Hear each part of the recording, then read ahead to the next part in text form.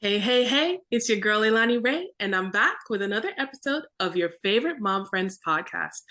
Oh my gosh, you guys, I am so excited and honored to have multi award winning author, teen confidence expert, nurse practitioner, mom, and grandma. Jacqui Letran on the episode with us today. Jacqui, I'm so happy to have you. How are you?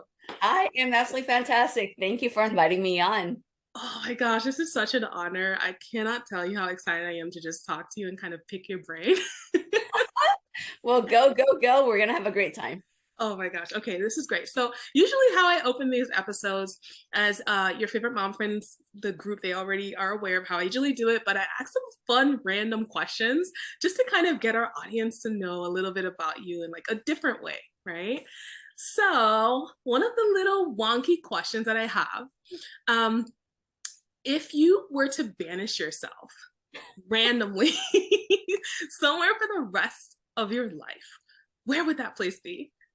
Oh my gosh, that is miserable. So, like, I can't see anybody. Well, let's say you can bring a couple, close family members and friends, but this is like your happy place. And that's it. Like you can't go anywhere else. Okay. Now I would actually pick my house. Yeah. We just built our house and we just moved in a few months ago. I am in love with it. I have the amazing view. It's Yeah. peaceful. Has everything I need. I'm starting to garden. So That's I might be awesome. okay. I need Yeah. internet. Do not take my internet. Oh my gosh. Yeah, so we have to have internet. Okay, that's important. And yeah, no, I'm all about kind of finding that peace, that zen. And yeah, especially building a new house. I can't wait to get to that place. Yeah. It's Oh, a lot of work. You yeah. will pull more hairs out than you know you have. Yeah. Every single part of you will be challenged, but when it's done, it's like, oh my gosh, I did this, and it's amazing. Yeah. Oh man, that's great. If humans were born with one thing, what would your one thing be?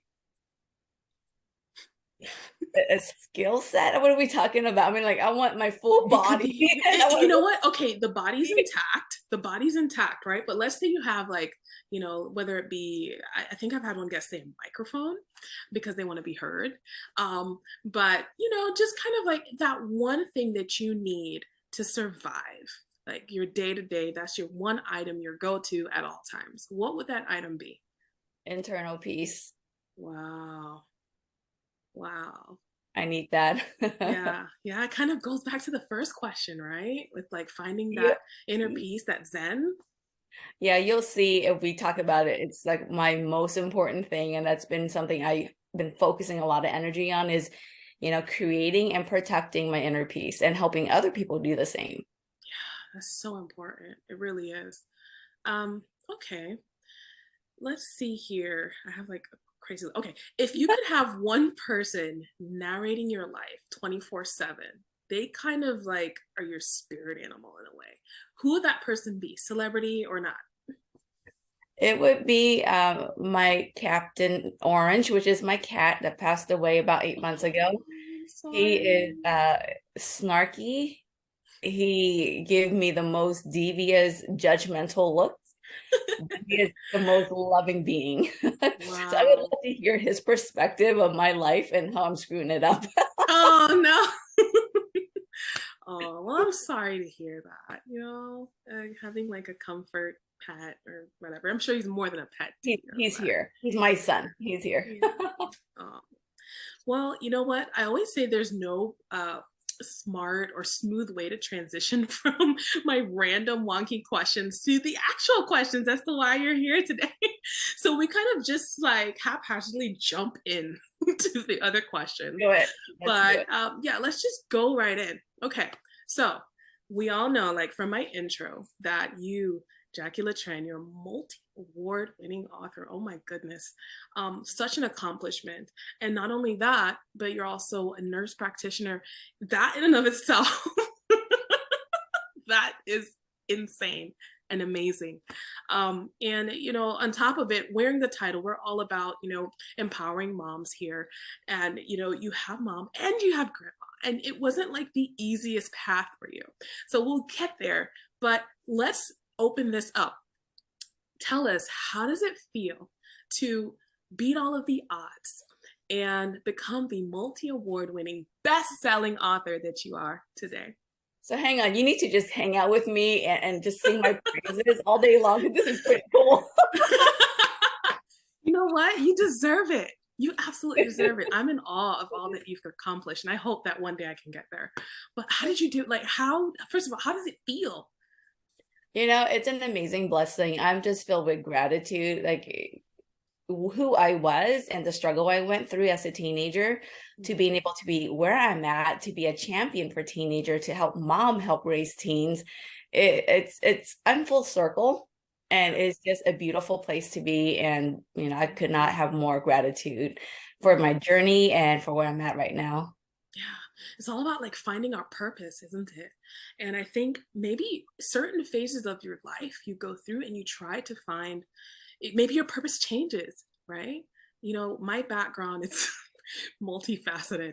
And sometimes I'm like, you know what, right now in this phase of life, it's this is my purpose. But in 5 years, that can change. And I think as moms, we have to kind of reevaluate, especially when you're raising kids and going through different phases with them, what your purpose actually is. And I think that for me, at least in reading a little bit about your journey and what you've gone through, I'm seeing like, you know, your purpose, I don't know if it's changed or you've modified or added to it, but it's really impressive. I cannot say enough or sing enough praises on that. So Yeah, well, yeah. the thing you said, every phase of our life, we are doing something a little bit different, Mhm. and our focus might be a little bit different. But the things that we learned from the previous phases, they Mhm. bring us to where we are today. And I couldn't have what I have today without the struggles, without the different, you know, changes in my career and challenges in my parenting and in my personal life. So and I'm jumping right in, but if I can leave you this whole interview with one thing, you know, to really focus on, and that is gratitude, because no matter what it is that you're going through, no matter how challenging it feels, the lesson is there. And the lesson, once you learn it, I mean, it can truly transform you and take you to a place you would never imagine, like being an author. Mm. Never was in my radar. Yeah. Wow. Wow. That's incredible. You know, a lot of people will look at this and they're like, "Ah, yeah, you know, she did it, but I can't do that, you know?" And it's just so inspiring to hear you speak and to hear you just say, you know what, this is what your purpose is at this time, or if you need to add to that, and you went for it. And so many people, again, they'll watch this, and I know I'm getting ahead, but they'll say, you know, like, yeah, that won't be me. But it's so important to kind of like stay encouraged and kind of feed yourself with positive energy to be able to kind of put that back out and to live your full purpose, I think. um, Couldn't say it any better than that. oh my gosh, I'm trying. Okay, so I mentioned at the top of this podcast that you are a mom and in fact a grandma. So congratulations on Thank that. you. Yeah. Thank you.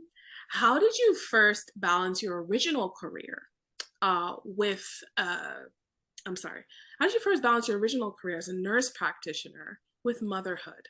Um, was that challenging? And I have following up questions with regard to your life as a mom as well. But Yeah, but was if it you don't mind, I'm challenging? going to take it one step even further back. And that was the true challenge for me, was raising a kid when I was a kid myself. I was 16 when I had my son. Yeah. So I was a kid raising a kid and trying to go to college and, you know, earn my degree so that I can be financially supporting my son. That was challenging. And I don't know how I did it, and I don't know how all the you know, single moms out there are doing it. I'm just glad it's over and I'm on the other side. But I Mm. remember, you know, a lot of sleepless nights and a lot of nights where I literally am so overwhelmed and so stressed out and just didn't know what to do. And I just held my son and we cried to ourselves to sleep. Mm. And we did it many, many, many nights. By the time I became a nurse practitioner, I was a nurse practitioner at 23. I sort of kind of did everything backwards and early, which is awesome for me because now I'm able to kind of sit back and really have the life I want. But by the time I had my clinic, when I became a nurse practitioner, my son was really easy. My son kind of knew, what he wanted and where he wanted to go. And we have our challenges, but overall, we had a very solid bond from the get-go. I think because it was, again, two kids raising each other, basically. Wow. So we had a really solid bonds, and we have great conversations, and I was doing my best to support him. I wasn't the mom that told him what he needed to do, and with his career path, with his education, I kind of lay it out for him and then support him in his decision. That was something I came by naturally. Knock on wood, I have no idea how. But that is something I do encourage parents to do, is really recognize that your son, your daughter, they're not you. They're not an extension of you. They are their own individual being. And as much as you can, connect with them on their level and being their support system, to do whatever it is that they want to do, allow them that grace and space to explore themselves and their options. You're going to create an even tighter relationship with your child. And you're just going to be able to motivate them in a way that you can't if you are like wagging your finger at them and laying out their path and expecting them to be little mini yous, So as much as you can, keep an open mind that they are their individual people and do your best to support them. And in doing that, you might surprise yourself how much of your parenting can actually heal the stuff that you went through. Yeah. Wow. That's so well said. I know that I learned from my daughter. She's 3. Yes, they're the best teachers. But I learned a lot about myself through parenting her. And I'm like, why am I doing this? Why am I speaking to her this way? Is it because I feel like I'm supposed to? And I kind of reevaluate, my parenting style and say, maybe let me try this direction. And maybe, like, for example, explain, because, when you look back over generations of how parenting has changed, and I am no expert to speak on this, but just from kind of reading up on it and learning as a parent, as a mom, and I'm like, okay, well, the way parenting styles were done back then was kind of like, you don't do this, you're gonna get a whipping. Or, and so for me, I'm like, well, that is kind of like not the route that I want to go. Right. And and I'm learning how to kind of speak to her, not necessarily raise my voice because she's not complying with what I'm asking, but to also explain why. And so I think, being a mom at 16 is so much of a learning curve. I can only imagine. And for those moms who are listening to this, who are, young moms, you can learn a lot because, again, you're growing with your child. You're also trying to figure out life yourself and how you can kind of balance that, and what you want your child to kind of learn from you, but at the same time know that they're their own person, and also develop yourself. My gosh, that's so much. I don't know, that's insane. But it just speaks to you as a person and how strong you are and why you deserve everything that you've accomplished. So yeah. Thank you. Okay, so at what point in your practice as a nurse practitioner did the kind of like the light bulb go off and you said, I want to be an author? So there's a couple steps to that. So I was practicing practitioner, Okay. and I absolutely loved everything about it. I had my own medical clinics for teenagers, and I was doing a lot of emotional health care and mental health, reproductive health care. And a lot of my teen clients were coming in with anxiety and with depression. And as a nurse practitioner, what I was trained to do is give them a diagnosis and then a prescription. Yeah. And so I was prescribing all these medication, and some patients would stay with me for multi-years, and I would have to increase the dosage, add a second medication, change medication, add a third medication, add another medication in to control side effects of the previous medications. It was, all of that. And then I started hearing my patients say things that were so incredibly disturbing to me. And that was, well, if I didn't have depression, I could do this. my life would be so much better without anxiety. I have to live with this for the rest of my life. And the kicker is Jacqui told me. Oh no. I was telling them what I learned medically. Yeah. And back then, I don't know how it is now. I haven't practiced since 2010, but back then it was driven into us practitioners that if you're going to start someone on antidepressant, for example, you got to make sure they commit to it for a minimum of 3 to 6 months. And so right off the bat with the diagnosis, I was giving people a sentence, right? A 3 to 6 month sentence. I'm like, you gotta promise me you're gonna be on this medication, you know, da da da da da. And I with that, and with me hearing my patients saying things like all that I can't, I got highly discouraged. So I started looking for other options, other ways to help my patients and discover things that I didn't know exist. I had no belief in when I first heard about it, things like hypnosis and neurolinguistic programming and emotional freedom techniques and Reiki, and it goes on and on. And when I first heard about these alternative methods, I call BS on it.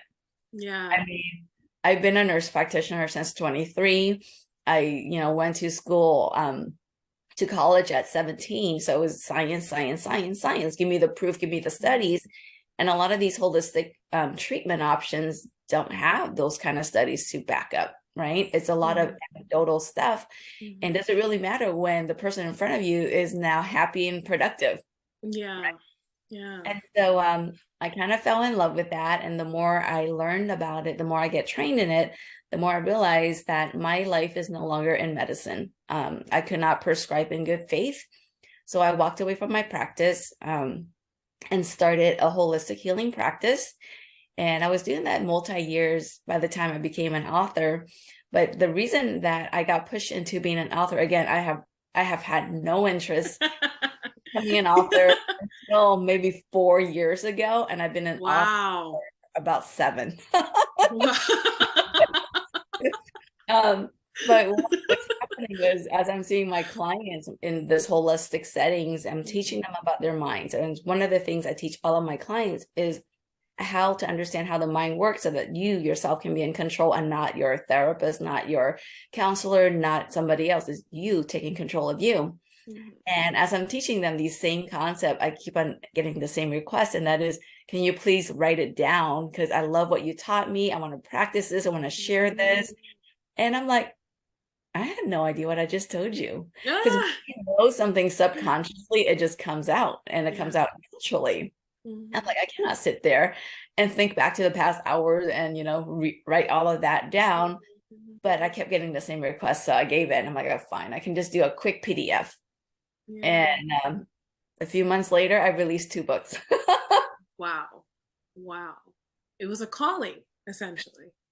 It was Eventually, a calling. I mean, like, maybe it was a calling from the get-go, but I didn't hear it, or I didn't want to accept it right off the bat. Because when I was writing too in the very beginning in the holistic healing, the coaching, the mentoring practice, when I started writing, the big thing then, and this thing I think is still ongoing now, is, you know, write a book. That's your best calling card. That's your best business card. So I'm like, oh, cool. I got 2 books. And I was still very focused on the healing aspect and seeing clients. And so I never really thought of myself as an author. I thought of myself as a healer with 2 books. Wow. And then as life changes and the journey, you know, kind of like veer a little bit, I'm like, wait a minute, I'm an author and I love being an author, and there's more books in me, and let's get it out there. And these are my babies back here.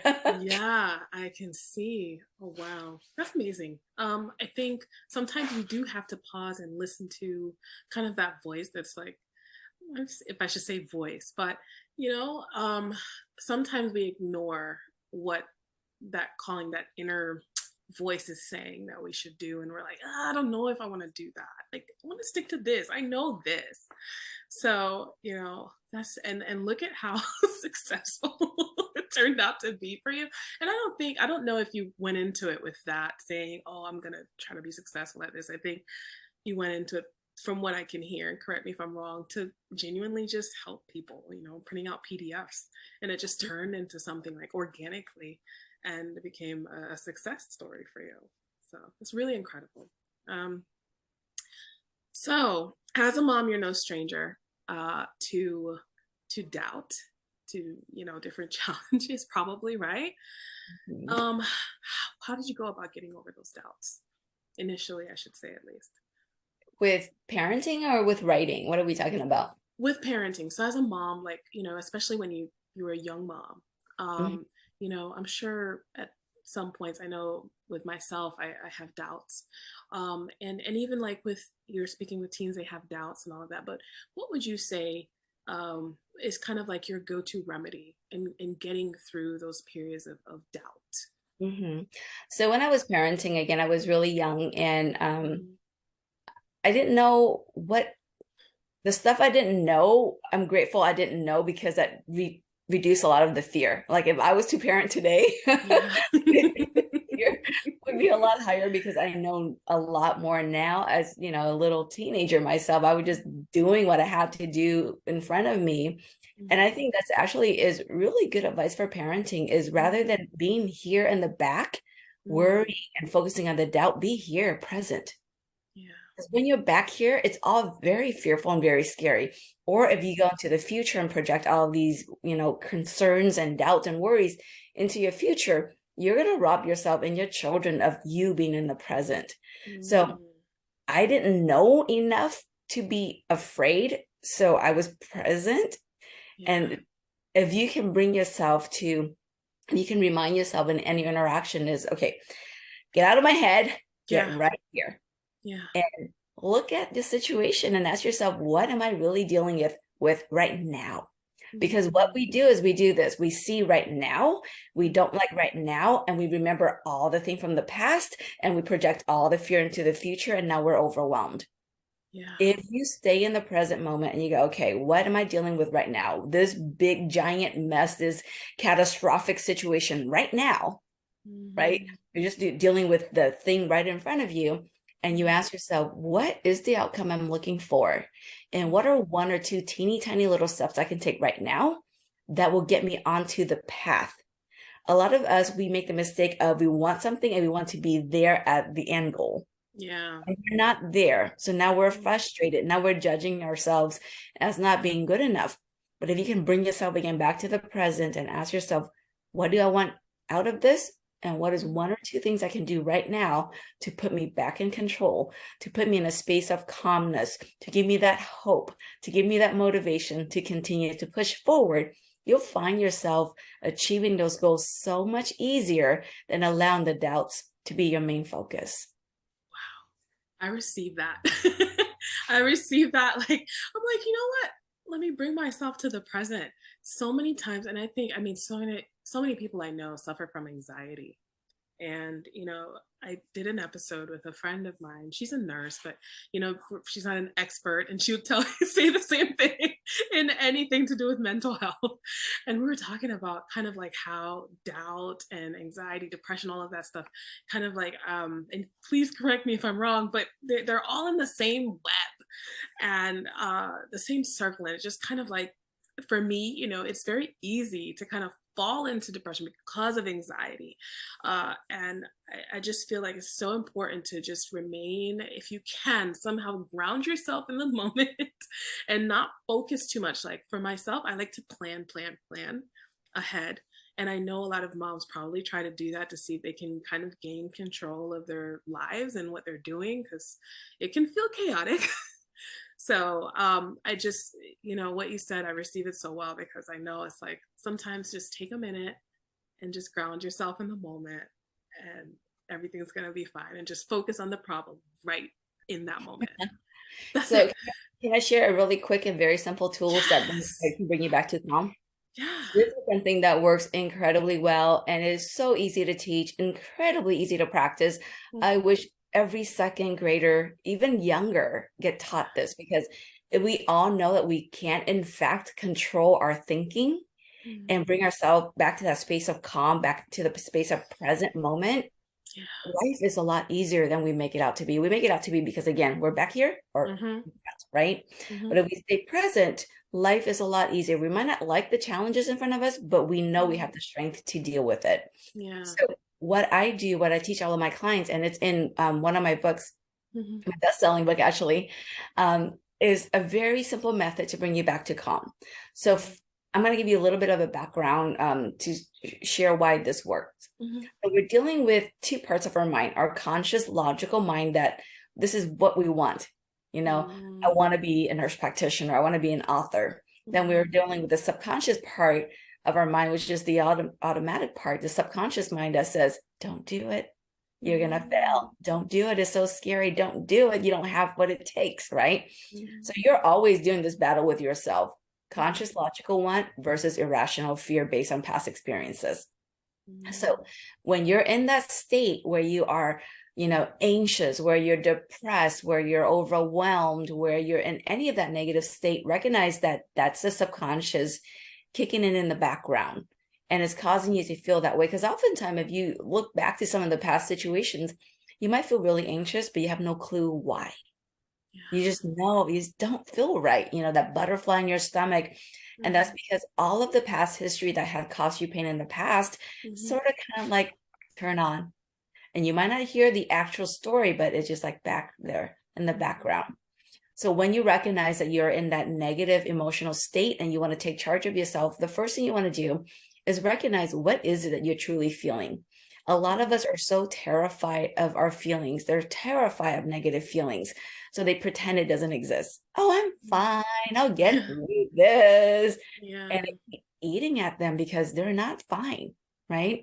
So recognize the emotion that you're experiencing. So let's say you feel anxious, you feel worried, but let's go with anxious just to keep it simple.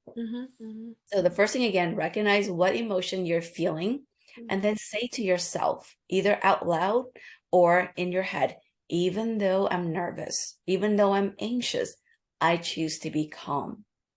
And then repeat, I am calm 3 times. And then, I'm sorry, repeat, I choose to become 3 times. And then say, I am calm over and over and over again until you recognize, whoa, I am in fact calm.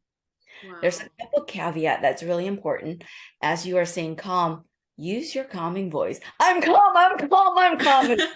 No, you're not. That's no, you're not. I'm calm. I'm calm. Muster all that in. And this is the trick right here that's going to really make this come to life for you a lot quicker.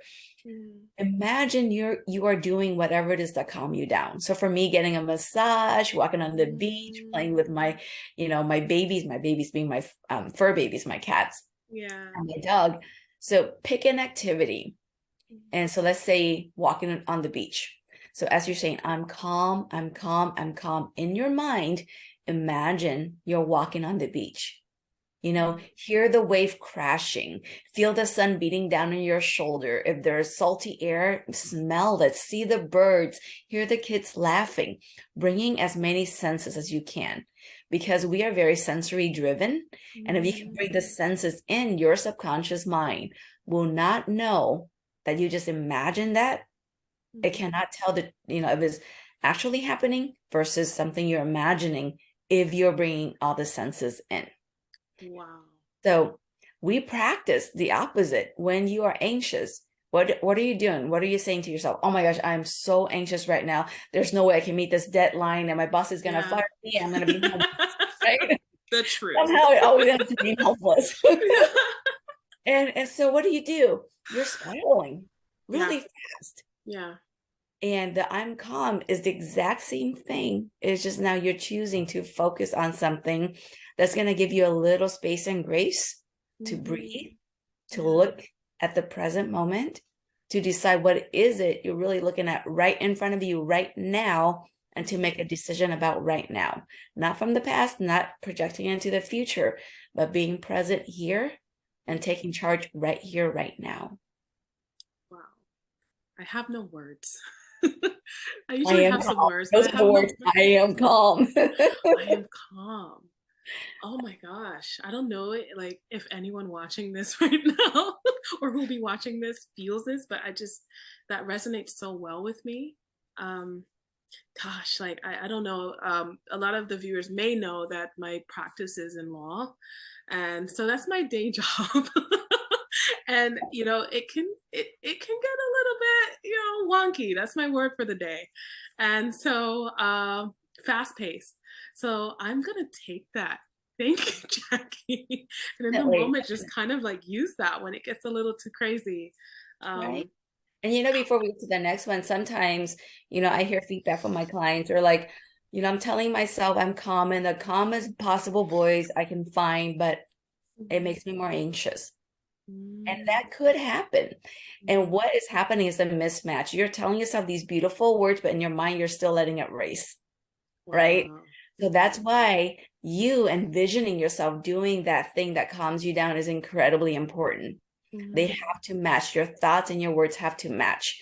If you are saying something and the thoughts you have, you're thinking about, you know, all these fire you have to put out, your mind will Mhm. go there. Yeah. There's a lot more excitement over here than in being calm, right? Yeah. So if you are working on bringing yourself to that calm state and you're having difficulty, Mm. soften it to, I'm willing to be calm. I'm willing to be calm. That's a lot easier for a lot of people than going to, I am calm. But Mhm. start there every single time. Start at, I am calm. And if you need to soften it to, I'm willing to be calm. And if you need to soften it once more to, I'm willing to know it is possible for me to be calm. Your mind won't fight that. Wow. Yes, get to the top if you are able to. Mhm. Soften it to I'm willing if you need to, and then I'm willing to know it is possible. Our mind is full of possibilities. Yeah. I'm willing to know it's possible for me to be calm. Will put your mind at ease. Oh my gosh, this is like gold. This is gold right now. I'm not kidding. I'll send you my invoice. I'm just kidding. Yeah, yeah, seriously. No, no, no, please don't. Oh, Jacqui, this is great. Wow. I think I'm like way off here. I didn't expect this, but you know what? It just tells me that, it's something I needed to hear. Like somehow this message got through today and I needed it to say the least. So, That. oh, yeah. Okay. So you mentioned this before, but I really want to read this for our viewers, just to kind of give a synopsis about you and your being a teenage mom. So on your site, and correct me if I'm wrong as well, your About Me section, JacquiLetran.com, right? On JacquiLetran.com. I want to read an excerpt that I saw and I thought it was quite profound. So it says, at the age of 16, I met a man 5 years older than me. He showered me with love and affection. I no longer felt inferior, angry, and alone. He made me feel like the most important person on earth. But within 6 months, it all fell apart. I found out I was pregnant. Suddenly, I was a 16-year-old high school dropout with a baby on the way, living on public assistance. That is a tearjerker for me.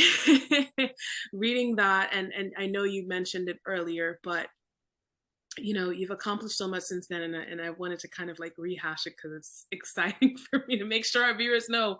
But for young moms, especially teen moms, you know, you kind of alluded to it earlier, but what is the best piece of advice, like one sentence that you can give to them with what you went through in that situation there as a teen mom?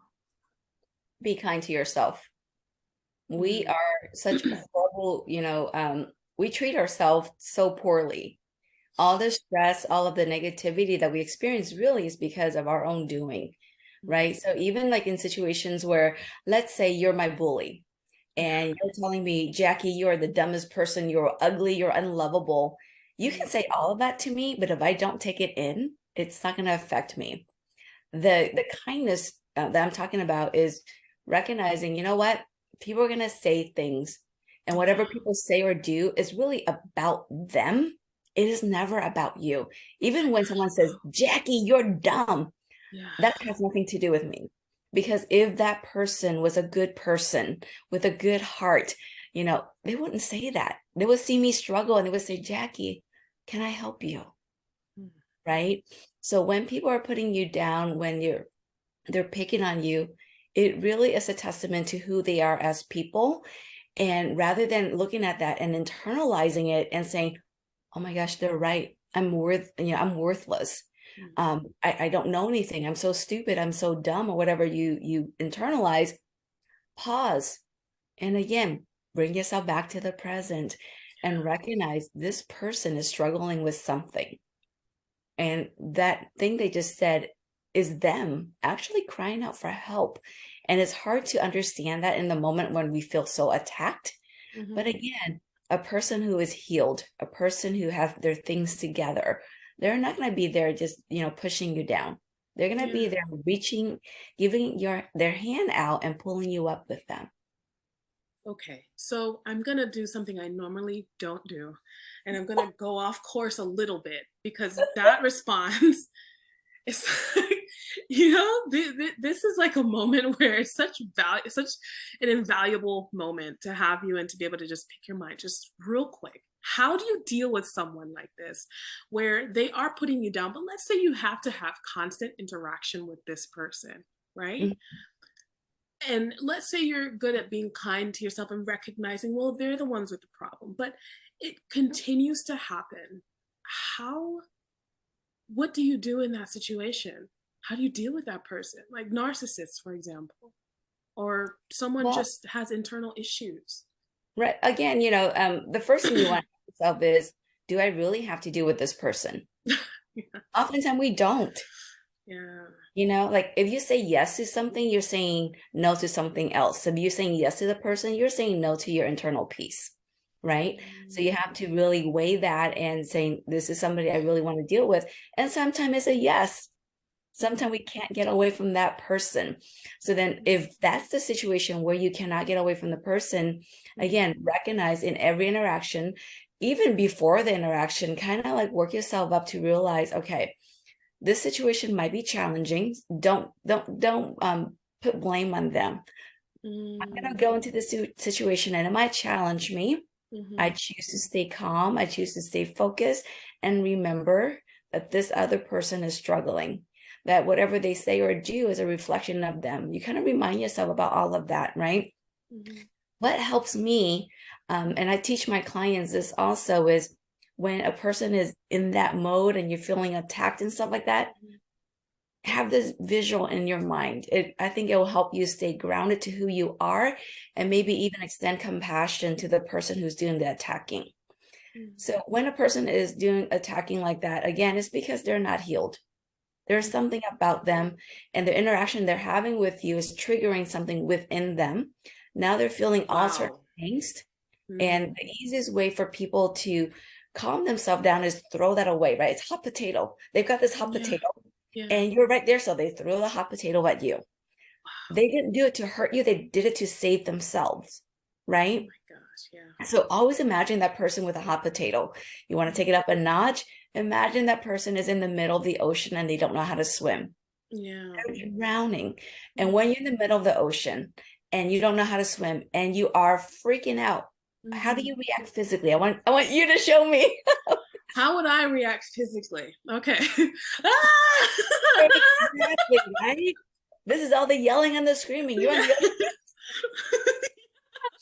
and if you happen to be right here when they're flowing in the water, guess what? You get attacked, you get hit, you get pushed down. But was the action really meant to push you down? No, that person is trying to stay afloat. Now, we all know that if we're in a situation of water and we're doing this, we're going to drown a lot quicker. If you're able to just pause and breathe and being present and really focus on your breathing, you can stay afloat. And you can do the exact same thing with any interaction you have. Rather than doing this right along with them, use your breath. Your breath is so powerful. It helps to recenter you back into your being so quickly. Because when you're in that state of negativity, and you really pause and pay attention to your breath, you're doing a lot of, right? A lot of shallow, rapid breathing. You're just getting this much air. But if you're in that state and you're taking deep breath, Wow. Your mind just start to go down to that calm state with you. So use those visual hot potato. They're not trying to hurt you. They're just trying to get it off themselves or they're flowing in the ocean because they are drowning. And now that person attacking you and you have this visual of them drowning, could you be more compassionate to them? And how would that interaction be if you were in that state where you're like, okay, I recognize this is not about me. This person has some sort of struggle. Oftentimes they don't recognize. And if you say, oh, I see you're struggling, they will expect more, then they'll right? go back. Yes, they Wow. don't understand it themselves yet. They might later. That's why a lot of people who, might have personality disorders, they go on full Mhm. attacks and then they Mhm. apologize after the fact because Mhm. during that moment they just got this hot potato they got to get off. Mhm. And Mhm. afterwards, where they're not burning anymore, they're like, oh, Yikes. can start seeing some of it. But even Mhm. when they start seeing some of it, for them to fully admit to all of their wrongdoing would Mhm. totally blow their ego apart. So they can't do it. You can't So they do might it. try to make it up to you here and there, and then they will still repeat their pattern because they haven't learned how to heal that aspect of themselves yet. Is this a different interview than you had in mind? I'm floored. I'm floored. And yeah, wow. All I can say is this interview was supposed to happen today. And thank you for your nuggets of wisdom. Not to even start talking about your book yet. um, okay, so let's talk about turning the page. Thank you so much, Jacqui. Seriously, that could be an entire episode in of itself, but I know I only have you for a short time. So, um, you've made it through being a teenage mom, and being to where, making it to where you are today. Some of the things that you've accomplished is then, and you mentioned you earned a master's degree in nursing by the time you were 23.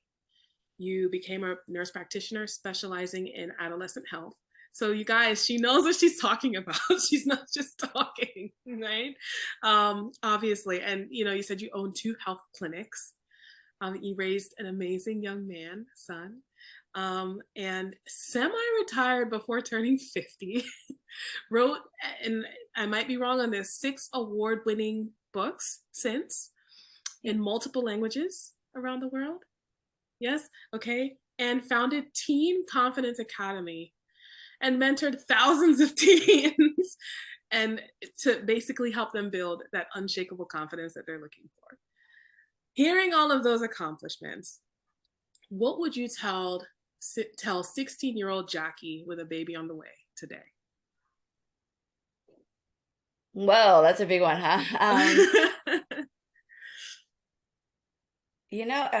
My advice is always so incredibly simple. And that is again, just be kind to yourself and just be willing to stay open to Mhm. lessons, to opportunities, to challenges, because Mhm. even those big challenges, they might be the things that you look back on most fondly. Sounds bizarre, but Mhm. I have had a lot of challenges, even like how I found out I was pregnant was traumatizing. Um, Wow. but now I talk about them Mhm. and they can help me reach people that I couldn't reach. Mhm. And they help me, be able to be more compassionate when I work.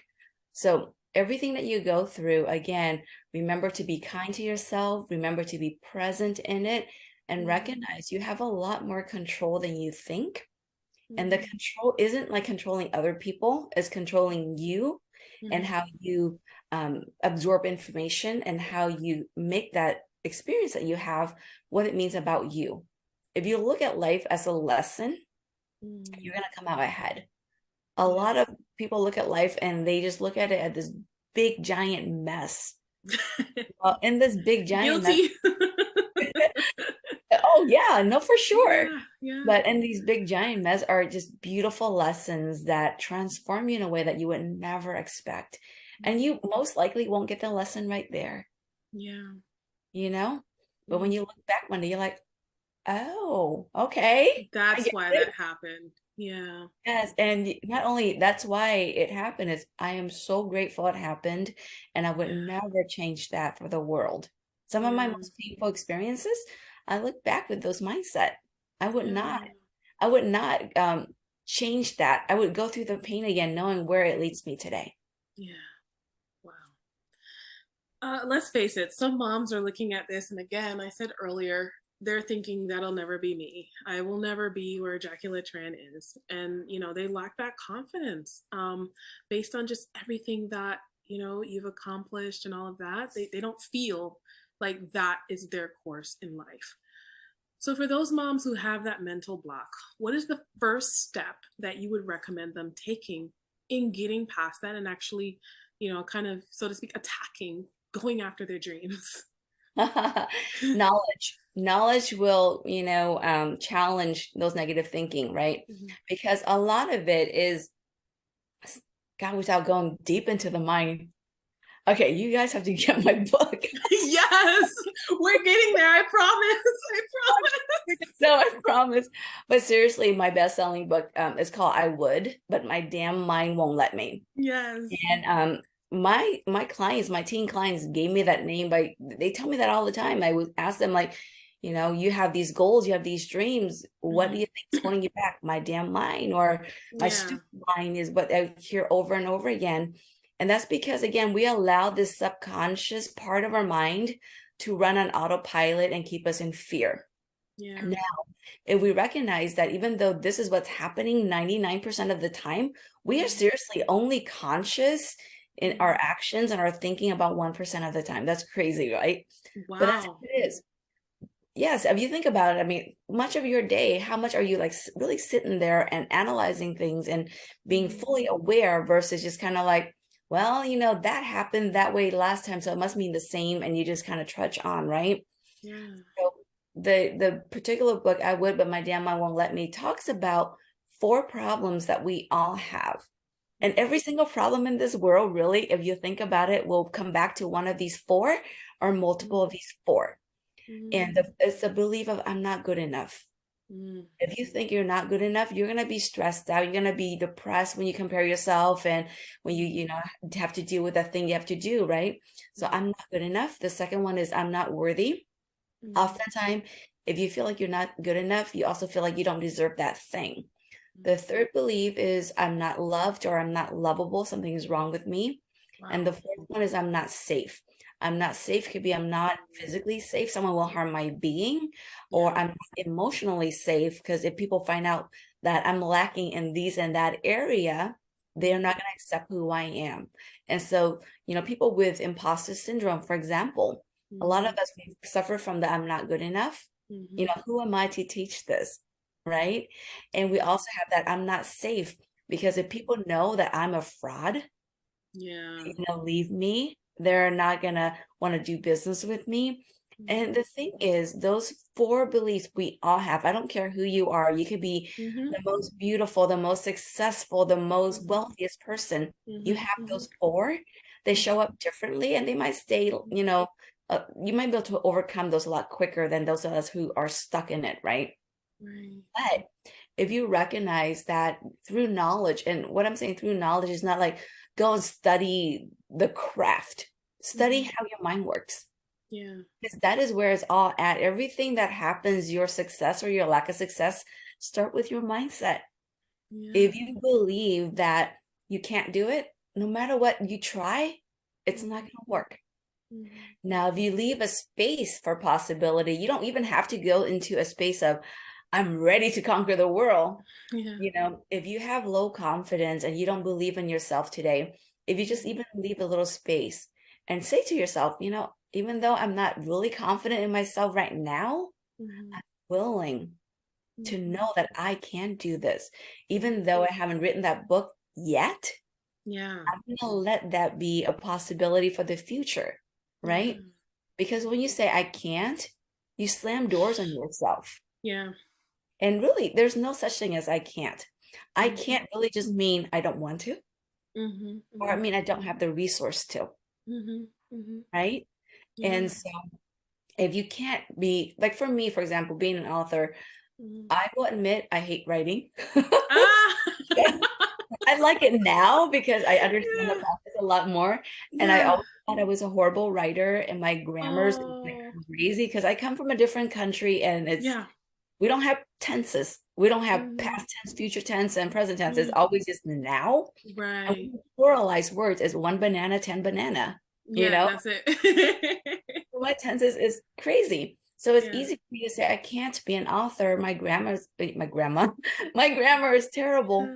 But yes, you can. You don't have the resource. And what is the resource I'm missing? An editor.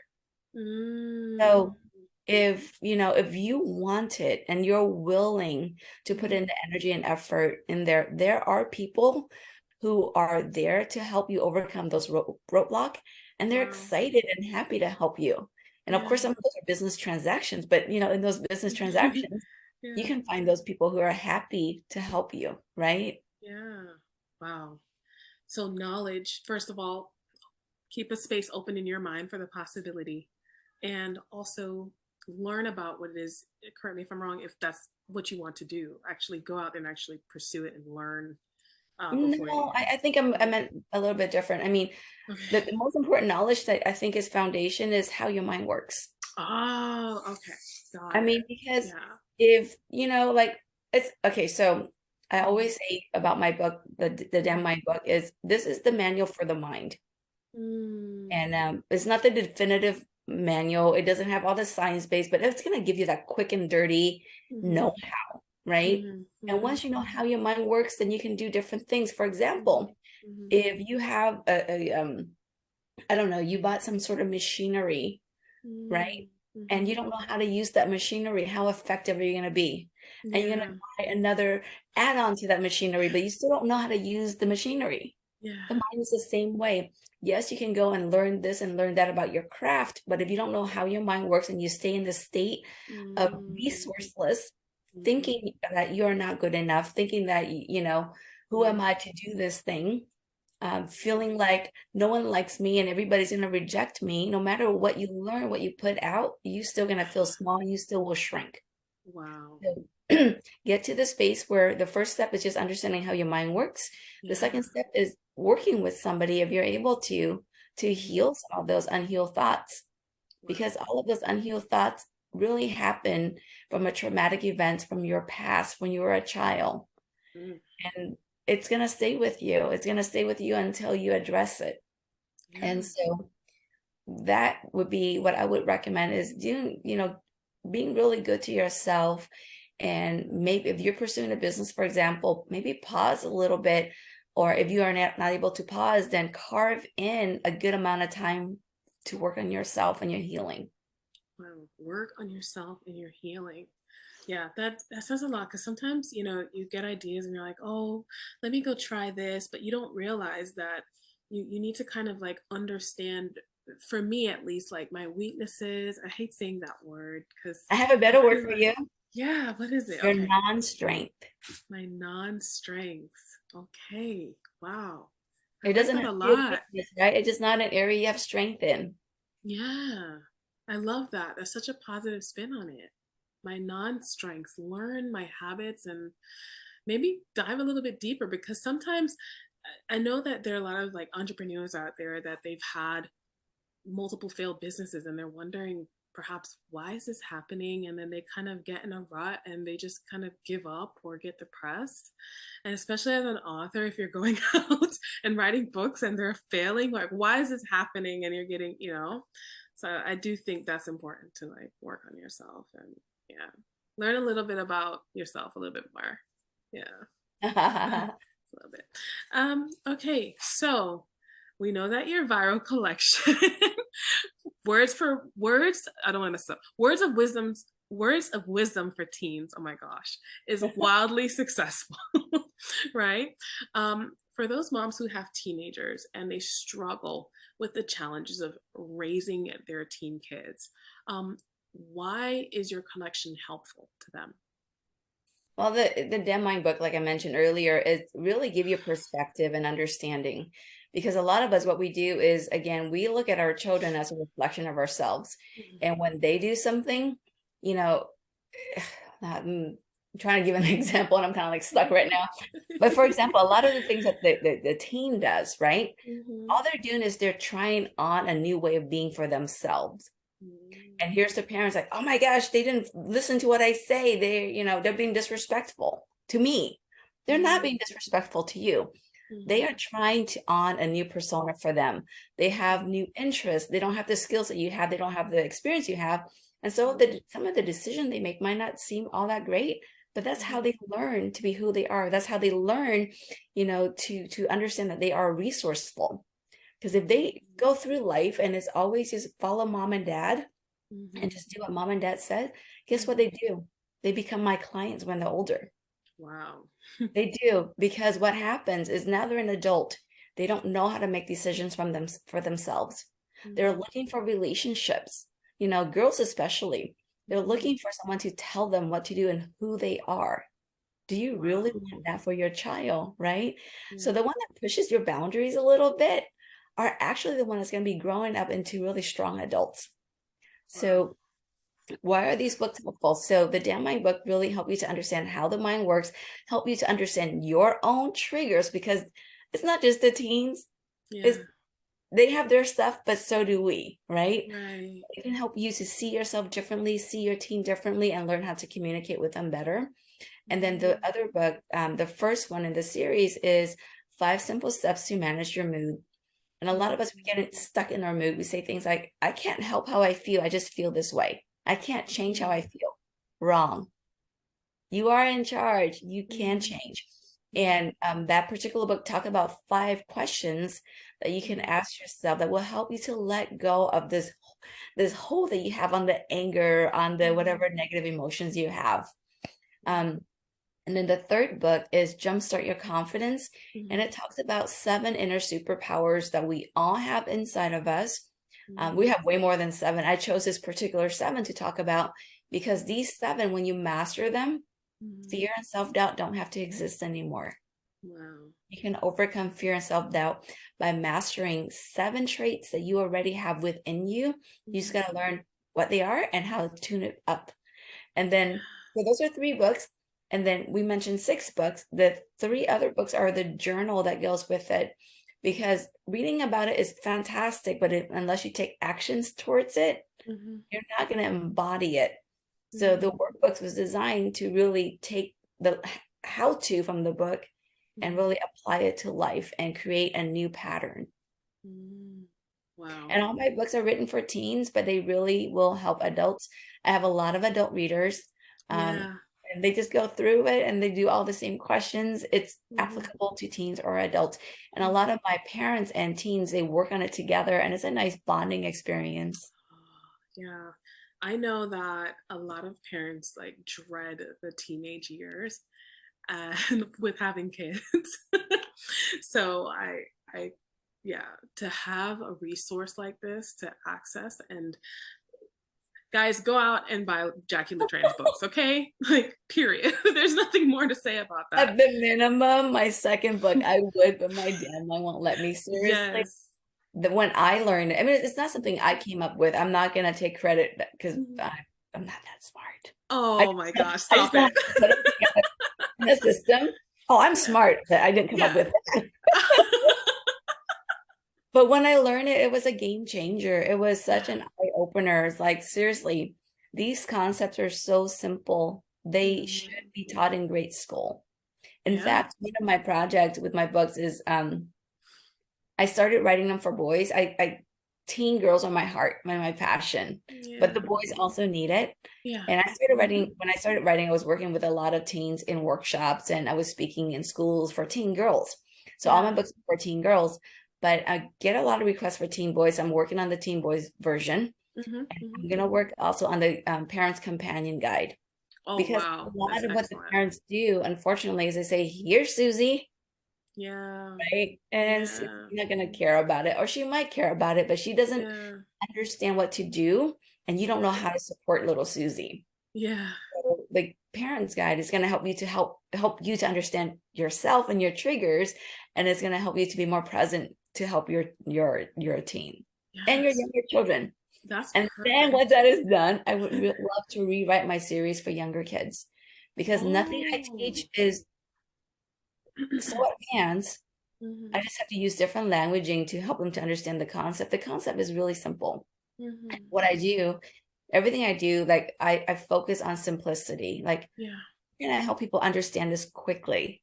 How can I implement this quickly? How can I get results quickly? I don't need those big special words and jargons and flowery words. Just give me the deeds. Let me go. Wow. That's perfect. The Parents Companion Guide, sign me up on that one.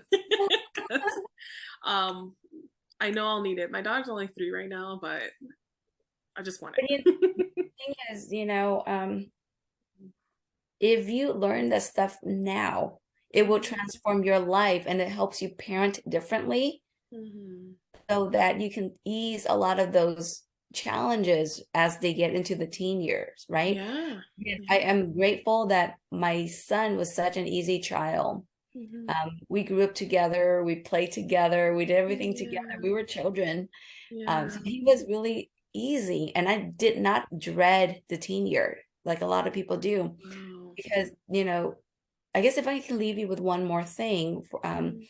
about parenting is bring the fun back, parents, please. Bring the Mm. fun back. I Yes. think that's part of why my relationship with my son was so amazing. And as I Mm. teach my parents of teens to bring the Mhm. fun back, and they do that, they see the relationship transform. Yeah. If you are always telling them what to do or telling them they don't, meet your expectations, would Mm. you really want to hang out with that person? Yeah. Right? Bring It's so back. simple, but it's so true. Like, yeah. Yes. Wow. And if you Yeah. are having the most challenging relationship right now, bring back the fun. And Yeah. when you start, telling your teen about it, and please involve your teen, it's just like, don't just do a 180 and do all these things without explaining it to them why. They will look at you and not trust you. But if you Yeah. have like a really, caustic relationship, and you go Mhm. to your teen or preteen even, and you say, listen, I know we've been struggling a lot, and I love you so much. And I learned this new thing. I would really like to try it out, and tell them what it is. And would you be willing to try it out with me? And the teen is going to look at you and like, nope, Ah. right? They don't trust you yet. Exactly. They have this, like, when they think about spending time with you, if you've been fighting a lot, they get all of their triggers Yeah. turned on. They'll be like, Yes. It's so no, no. true. Absolutely not. Yeah. I asked them, I know this is really hard to acknowledge their emotions, right? Yeah. I know you might not trust me in this yet because you haven't seen this yet, but Mhm. would you be willing to spend 5 minutes twice Mm. a week? Yeah. Baby steps, right? Yeah. 5 minutes twice a week, and just, we can chill. We can have a cup of coffee, and Yeah. we can talk or not talk, but we just hang out. Let's see, Yeah. can we just give that a try and see how that works? And then build on that, right? Mhm. So just Mhm. because you have this new beautiful plan and you're super excited doesn't mean you have buy-in from your children. Exactly. Give them That's the so why. funny. Yeah. Yes, give them the why. Acknowledge that you Mhm. made some mistakes. Mhm. Acknowledge your part in this whole thing. Take responsibility and Mhm. invite them. That's the key. Invite them to participate with you. Yeah. Wow. I'm sure a lot of our viewers who are moms to teenage kids, they're just like, yeah, I'm going to go try this right now. Like, I need this. I know that on the YFMF group on Facebook, this was one of the topics that they wanted to actually discuss was parenting teenagers. So this is really great nugget, wonderful nuggets of information, wisdom. What am I saying? Where's Wise wisdom? information. Yes, it's wisdom. It's wisdom. Um, so you're a grandma now. Uh, I know. you're a grandma. Congratulations on that. I Thank mean, you've you. been through it, and look at you now. And how does it feel to know that you've successfully raised your son, and now you have a granddaughter? What's the feeling with that? How does that feel for you? My heart cannot be more full, and I might get teary. Oh, Every time I see my son with his daughter, oh my gosh, my heart is just oh, overjoyed. yeah. He is the most amazing father I've ever witnessed. Oh, And my daughter-in-law is such an incredible mother. wow. And, because I raised him by myself, so I don't know what it feels like to raise a child with an intact Yeah. household. Yeah. And my son and my daughter-in-law, they are naturally fun people. So they bring a Yeah. lot of fun into everything they do. Yeah. Bath time, they both are singing Disney song, and they Yes. they act it out. Oh my gosh, Yeah. I watch them and I'm just madly in love with watching them and Yeah. seeing my son as a dad, seeing him as a husband. Yeah. It's just wonderful. It's It's full all circle. amazing. It's amazing. Great. It's full. I'm sure it's full circle for you. Yes. With all the success you've been having, uh, you surely have memories looking back at your journey, and you reflect at those memories. And what would you attribute your success to? Is there a moment in time that you look back and say, this was what did it for me? I never realized this until probably maybe 10 years ago. The thing that I hate most about my mom Oh, I is didn't see what it going there. contributed is what contributed to my success, because when I was a teenager, I Yeah. rebelled so hard against her because of this, right? She was super Mm, stern, and all she really did, my mother, the way that she raised us was like focus on education mm, and being mm, obedient. That's all mm, she that's really it. cared about, Yeah. right? And Mm, you're a teenager. You want to be like your friends. You want to do things, and you don't want to focus on school all the time, and you don't want to be mm, obedient all the time. So I mm, push a lot of boundary. But what my mom mm, taught then, I didn't realize how powerful it was, is mm. no matter what happens, they cannot take your education away. Your knowledge Oh, will always be yours. So she yes. pushed that in us really hard. Mm, And I dropped out of school when I was pregnant, which was 16. And then mm, when my son was 8 months, I got my GED and I went back mhm. to school. Yeah. And the skill that she instilled in me was studying, Mm, is what really got me through, because mm, I just knew that if I did this, I would be yeah. okay. And Yeah. I kept going and I kept going. And even in the most challenging time, my mom back here is Always in never always in the taking back. me away. And I'm Yeah. just like, wow, okay. And That was it. yeah, that was it. And the other thing too is you're not alone. You don't Mm, have to do any of this alone. Be willing to reach out for help. I didn't learn that lesson until a little bit older, probably in mm, my 30s. But once mm, I realized that it is okay to ask for mm. help, it is okay to receive help, it Yeah. really transformed a lot, because you don't feel so alone. You Mm, don't feel so overwhelmed. And, mm. and the help could be just calling a friend and saying, I just Yeah. need a breather. Can we go for a walk? Yeah. All the way up to, I don't have tuition money. Is there anything you can do to help? And, can we Mm, barter something? I mean, yeah. there's always an option. Yeah. Yeah. Reaching out for help. And your mom. Her words, Yeah. study, Study, study. My study. mom too. Yeah. It's truly, truly been an honor to have you on, Jacqui. I cannot express how honored, happy, just yeah, humbled I am to have you on your favorite mom friends podcast. And for our viewers, please tell them where they can find not just you, but your books. Sure, sure. So I have my own online store, or can't talk, my own online store, and this is my book here. I actually ship a lot of it, and it's on Amazon and all the online retailers. But shop.jacquiletran.com is where you can find the store and my books. And are you gonna put a link on it? Because my name is spelled a little bit differently. Okay, yeah, I can do that. Yeah. So Yeah. shop.jacquiletran.com. Mm-hmm. And if you are on Facebook, feel free to friend me. And feel free to reach out if you have questions. And in your group, actually invite them to ask questions and Yes. tag me. I'll be more than happy to hop in and answer as time permits. Yes, absolutely. You guys, please join your favorite mom friends group on Facebook. Okay. Yes. Jacqui Letran is your favorite mom friend. She's a mom friend of your favorite mom friends. And, most of the other podcast guests on this podcast actually are a part of that group as well. So you'll have access not only to Jacqui, but the rest of them as well. So please, please join that group. Jacqui, this was a pleasure having you on. I cannot express enough. And I know the moms will be super happy to watch this episode and just kind of receive all of those nuggets of wisdom that you provided for us today. So thank you so much for being on. And for the rest of you moms out there, until next time.